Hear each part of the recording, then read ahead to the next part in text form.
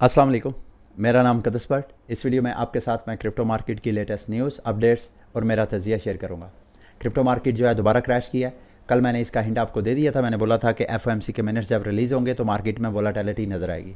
FOMC की minutes release हुए और उसका ना सिर्फ क्रिप्टो मार्केट, जो दीगर इन्वेस्टमेंट मार्केट्स हैं S&P 500 और दीगर जो मार्केट्स हैं उन सब पे प्रेशर है। वो सब इस वक्त रेड कैंडल्स बना रहे हैं। इस वक्त ब्लड बाथ इसे आप कह सकते हैं। जबकि जो डॉलर और यूएस बॉन्ड्स हैं वो पिछले चंद दिनों से अच्छा खासा पंप कर रहे हैं।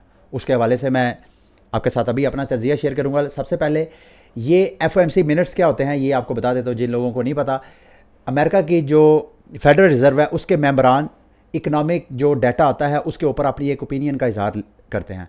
वो ओपिनियन का इजहार जो कल रात को हुआ है उसमें उन्होंने कहा जी कि अमेरिका जब तक इंटरेस्ट रेट मज़ीद नहीं बढ़ाएगा तो इन्फ्लेशन को मज़ीद हम कंट्रोल नहीं कर सकते, जो कि उनका टारगेट है 2% तक।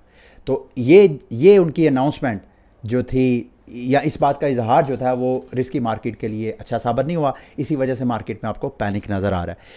और रही बात जो अगले 20 सितंबर को एफओएमसी की जो पॉलिसी स्टेटमेंट आनी है कि इंटरेस्ट रेट बढ़ेगा या नहीं, उसकी प्रेडिक्शन पिछले हफ्ते जो 90% प्रेडिक्शन ये थी कि अमेरिका की फेडरेशन इंटरेस्ट रेट को पॉज देगी, वो 90% से प्रोबेबिलिटी कम होके इस वक्त जब मैं वीडियो रिकॉर्ड कर रहा हूँ 86% पे आ गई है।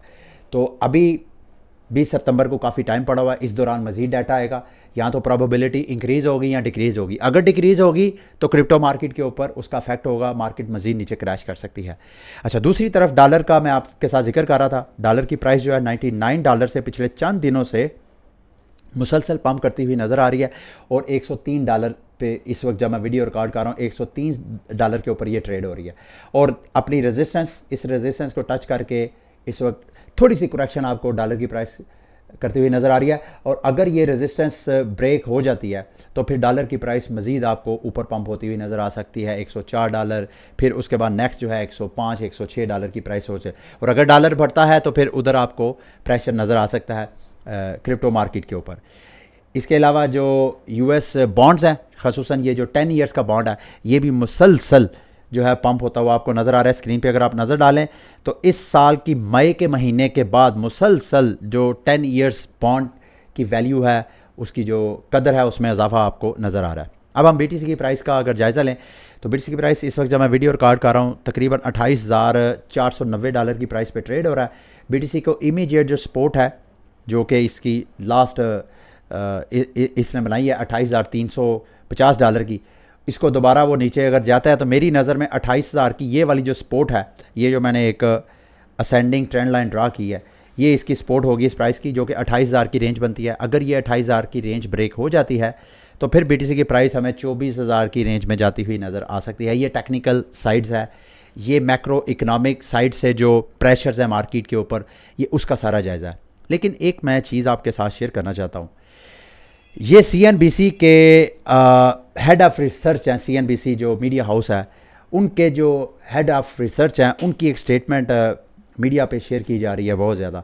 उनका मानना ये है, जो कि हम पिछले कई क्रिप्टो मार्केट के एक्सपर्ट्स के हवाले से मैं ओपिनियन आपके साथ शेयर कर रहा हूँ, कि अगर SEC जो है ETF अप्रूव कर देता है तो BTC की जो ऑन एवरेज या क्लियरिंग प्राइस, जिसे मतलब क्लियरिंग प्राइस को मुझे नहीं पता इसको किस सेंस में हम लेंगे, या एवरेज प्राइस आप ले लें, वो $1.5 लाख से लेके $1,80,000 तक इसकी प्राइस जा सकती है। बावजूद इसके कि इसको पता है कि आगे इकोनॉमिक प्रेशर्स हैं, बावजूद इसके कि लिक्विडिटी क्रंच है मार्केट के अंदर, लिक्विडिटी का भी मसला है, लिक्विडिटी भी इस वक्त कॉन्ट्रैक्ट है और आइंदा मज़ीद भी कॉन्ट्रैक्ट होने के चांसेस है। इस सारे के बावजूद उसके अंदर इसका जायज़ा है कि अगर ETF अप्रूव हो जाता है, अगर ये इफ़ यूज़ हुआ है, और ये कब होगा इसका भी नहीं पता। वो मैंने आपको चंद दिन पहले जो साबका SEC के चेयर जो चीफ रह चुके हैं उनकी स्टेटमेंट बताई है। उनका मानना यह है कि जब तक ये SEC की मौजूदा इंतज़ामिया मौजूद है ETF अप्रूव नहीं होंगे, और अगर होंगे तो अगले साल जो अमेरिका में इलेक्शन होना है, इलेक्शन के बाद नई इंतज़ामिया आएगी तो शायद वो ETF अप्रूव करे। तो ETF के बाद की ये प्राइस प्रडिक्शन है। अगर आप ETF की बेस के ऊपर आप ट्रेड वगैरह ले रहे हैं BTC के ऊपर या क्रिप्टो मार्केट के ऊपर, तो प्लीज़ बी वेरी केयरफुल। इसको कुछ महीने और एन मुमकिन है साल से भी ज़्यादा कर्सा लग सकता है। तो ट्रेडिंग करते हुए, इन्वेस्टमेंट करते हुए आपने इसको लाजमी कंसिडर करना है।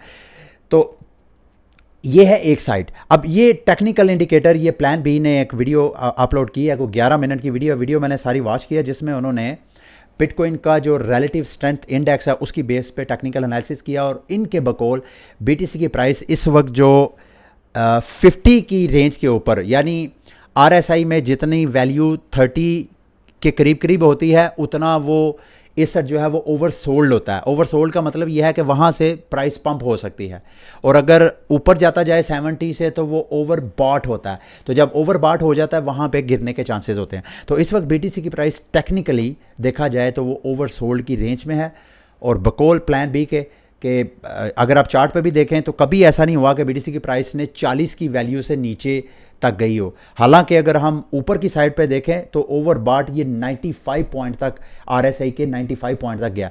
तो 40 पॉइंट से बढ़ के ये 50 पॉइंट के ऊपर इस वक्त ट्रेड हो रहा है।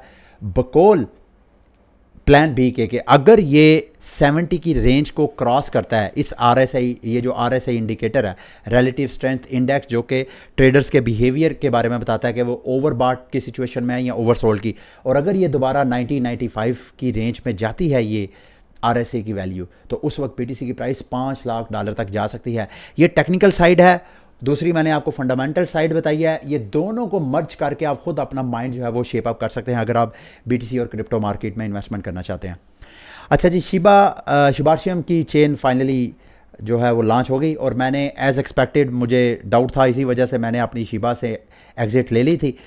और शिबा की एन मुमकिन जो मेरी एक्सपेक्टेशन थी कि प्राइस यहाँ से मज़ीद नीचे करेक्शन करेगी, और वैसे ही हो रहा है। और साथ एक इवेंट हो गया, जो शिबाशियम अपनी चेन लॉन्च किया है, उसमें ग्लिच की वजह से, अगर आप स्क्रीन पर नज़र डालें तो पिछले 7 घंटे से, ये देखें अब आपको स्क्रीन पर नज़र आ रहा होगा, पिछले 7 घंटे हो गए हैं अभी तक इसकी शिबाशियम के ऊपर कोई ब्लॉक नया माइन नहीं हुआ। उसकी वजह यह है, ग्लिचेस की वजह से तकरीबन ये जो ब्रिज इन्होंने बनाया शिबाशियम का, कि आप दूसरी चेन से आप शिबाशियम चेन पे फंड्स ब्रिज करें, उसमें $32 मिलियन वर्थ का जो इथीरियम है वो स्टक हो गया। और नीचे इसका जो फाउंडर है, डेवलपर है शियातोशी कुसामा, उसने उसका मैसेज एज अ रेफरेंस पेश किया जा रहा है। उसने कहा जी कि आगे उसने जो गाली की हुई है कि हम बुरी तरह फंसे हैं, और हम ये जो ईथ के फंड्स इस वक्त स्टक हो गया उनको निकाल भी नहीं सकते। तो इस वजह से शिबा, ना सिर्फ शिबा बल्कि इनकी शिबा इनो के जितने इकोसिस्टम के टोकन्स हैं, बॉन, लीश, वो सब इस वक्त प्रेशर में है। और मेरी जो बाइंग स्पार्ट है, अगेन मैं उसका वेट करूँगा कि मैं मज़ीद वेट करूँगा नीचे आए, जो कि मैंने आपको बताया था 0.083 के ऊपर मेरी पहली बाइंग है, और उसके बाद फिर मैंने नीचे इसकी बाइंग सेट की हुई है। तो आपने अगर अकॉर्डिंग, अच्छा मैं क्यों नीचे बाय कर रहा हूँ, अगेन मैं समझता हूँ कि ये मीम कोइंस में सबसे यूनिक और एक डेवलपिंग प्रोजेक्ट है। ये रंग बिरंगे प्रोजेक्ट्स शिबा की जो इकोसिस्टम है वो प्रोजेक्ट लॉन्च करते रहते हैं, यानी ये अपनी ब्लॉकचेन के ऊपर जो डेवलपमेंट है इसको लाइव रखते रहते हैं। और यही वजह है कि मैं समझता हूँ इसको नीचे से बाय करने का हमें फ़ायदा ये होगा कि कोई ना कोई नया कोई प्रोजेक्ट लॉन्च करेंगे तो उससे एक पंप नज़र आएगा, तो पंप नज़र आएगा, उसमें हम प्रॉफिट टेकिंग वगैरह कर सकते हैं। अच्छा, अब आगे आते हैं। अच्छा, जो मैं आपको बात बता रहा था वो काइको कि वो इस वक्त ऑयल जो है वो बिटकॉइन और इथेरियम जैसी वोलाटाइल मार्केट से ज़्यादा इस वक्त आपको मार्केट में वोलाटाइल नज़र आ रहा है। अच्छा जी, अगली मार्केट की अपडेट है जो वेलकरी है। वेलकरी ने अब ईथर की फ्यूचर ETF अप्लाई की है, तो इथेरियम की भी फ्यूचर ETF के जो एप्लीकेशन है उसकी लिस्ट में भी अच्छा खासा इजाफा होता हुआ नज़र आ रहा है। अगर ये होता है तो इथेरियम के होल्डर्स के लिए ये बड़ी अच्छी न्यूज़ है। अगर ये अप्रूव हो जाता है, पहले तो शर्त है कि बिटकॉइन और फिर उसके बाद इथेरियम का नंबर आएगा। अच्छा, मैं ये आपके साथ एक अपडेट शेयर करना चाहता हूँ। अक्सर आपको बाइनांस और ये OKX की तरफ से खबरें हैं कि उन्होंने बहुत से टोकन जो है वो डी लिस्ट करने की अनाउंसमेंट किया है। पहले नंबर पे तो जब वो डी लिस्टिंग करते हैं तो सबसे पहले आप ये चेक करें कि क्या वो कोई पेयर डी लिस्ट कर रहे हैं या कि वो पूरे टोकन की ट्रेडिंग के जितने पेयर्स हैं वो सबको डी लिस्ट कर रहे हैं। और अगर वो डी लिस्ट करते हैं तो वो आपको एक टाइम देते हैं कि भाई इस डेट के बाद आप ये टोकन ट्रेड नहीं कर सकते हैं। तो अगर इस तरह की कोई सिचुएशन आती है कि आपको परेशान होने की ज़रूरत नहीं है, आपने सिर्फ ये चेक करना है कि जो आपके पास टोकन है वो टोकन कौन सी ब्लॉकचेन को सपोर्ट करता है। जिस ब्लॉकचेन को वो सपोर्ट करता है आप फिर उस एक्सचेंज से वो टोकन को निकाल के कोशिश करें या तो किसी और एक्सचेंज में डाल लें या अपने पर्सनल वॉलेट में डाल लें। मिसाल के तौर पे YFII के हवाले से बहुत से आप लोग मेरे से सवाल कर रहे हैं कि वो डीलिस्ट कर रहा है बाइनांस, तो उसका क्या करें। तो YFII वो मेरा ख्याल है इथीरियम की वो ERC20 एक टोकन है। तो आप या तो उसको ट्रस्ट वॉलेट में वहाँ से विड्रा ले लें, या आप कोई ऐसी एक्सचेंज देख लें जहाँ पे YFII अभी भी ट्रेड के लिए अवेलेबल है।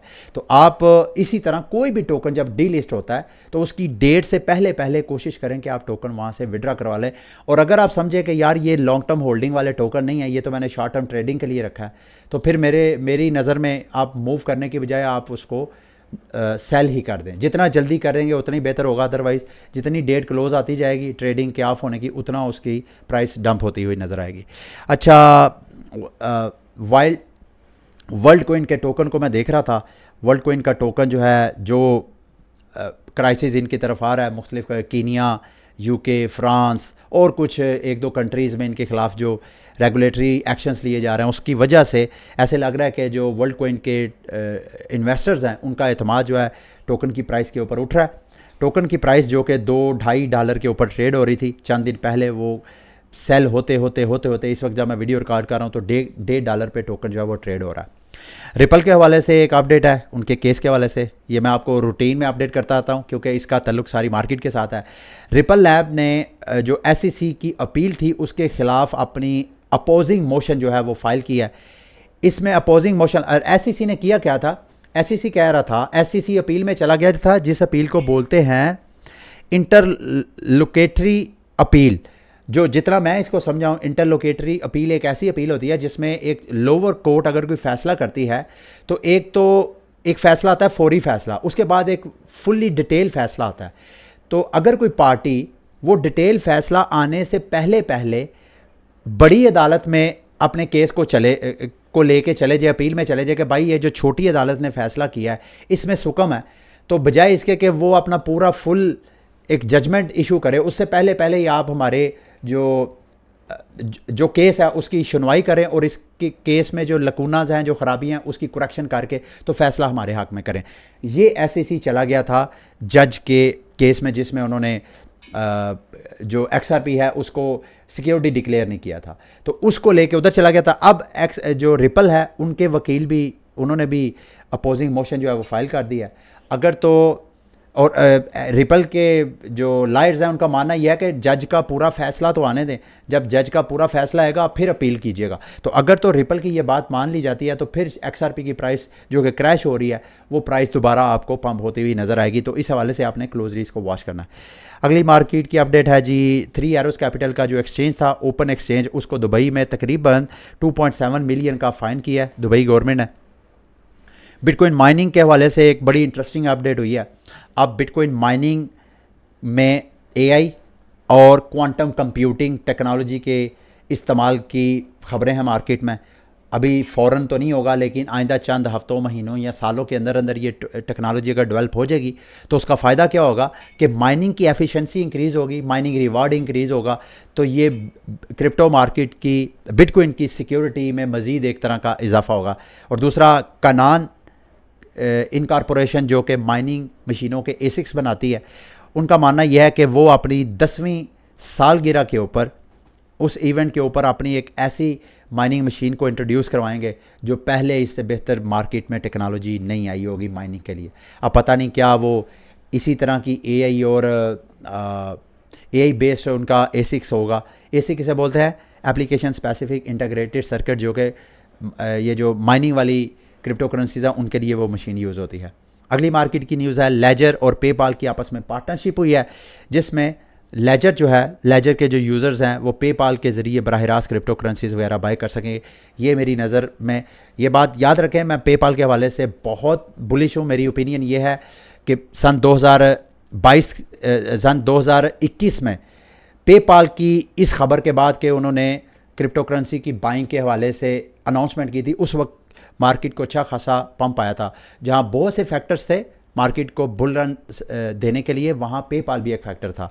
और ये वाला जो फैक्टर है, ये मेरी नज़र में अगले बुल रन में ये बहुत अहम रोल अदा करेगा। तो लेजर की पार्टनरशिप, अच्छा, इस हवाले से एक और अपडेट है, वो भी मैं शेयर करना चाहता हूँ। UK में पेपाल की जो सर्विसेज हैं कि क्रिप्टो करेंसी बाय कर सकते हैं, UK के जो यूज़र्स हैं पेपाल, वो सर्विसेज जो हैं फ़िलहाल 2024 तक पेंडिंग कर दी हैं, क्योंकि वो वहाँ के लॉज वगैरह के साथ ताउन कर रहे हैं कि अगर इस हवाले से जो रेगुलेटर्स हैं वो कोई लॉज वगैरह बना लें तो उसके हिसाब से फिर वो इजाज़त देंगे। अब लास्ट में जी NFT के हवाले से अपडेट ये है कि डी गॉड्स जो कि पिछले चंद दिनों जिसकी वजह से NFT मार्केट एक बार फिर पंप की थी, ख़बरें ये हैं कि उनका जो सीज़न 3 के हवाले से काफ़ी ज़्यादा तनकीद की जा रही है और उसकी जो फ्लोर प्राइस है डी गॉड्स के NFTs की वो कोई 8-9 इथीरियम से ड्रॉप हो गए तकरीबन 4 इथीरियम। यूँ समझ लें कि ये देखें यहाँ पे पिछले 7 दिनों से 46% उनके NFTs की प्राइस जो है वो इस वक्त फ्लोर प्राइस ड्रॉप हो गया। NFT पूरी मार्केट जो है वो मोर देन 90% इस वक्त क्रैश में है। अगले बुल रन में अगर NFT मार्केट दोबारा 2021 की तरह ग्रो करती है तो इस वक्त की NFT मार्केट में की गई इन्वेस्टमेंट आपको बहुत अच्छा रिटर्न देगी। आई डोंट नो ऐसा होगा या नहीं, अगर होगा तो ये आप सब दोनों सब जो NFT इन्वेस्टर्स हैं उनके लिए बहुत बेनिफिशियल होगा। ठीक है, ये थी आज की वीडियो। उम्मीद करता हूँ मेरी आज की वीडियो भी आपके लिए इन्फॉर्मेटिव रही होगी। अगली वीडियो तक के लिए मुझे इजाज़त है। अल्लाह हाफिज़।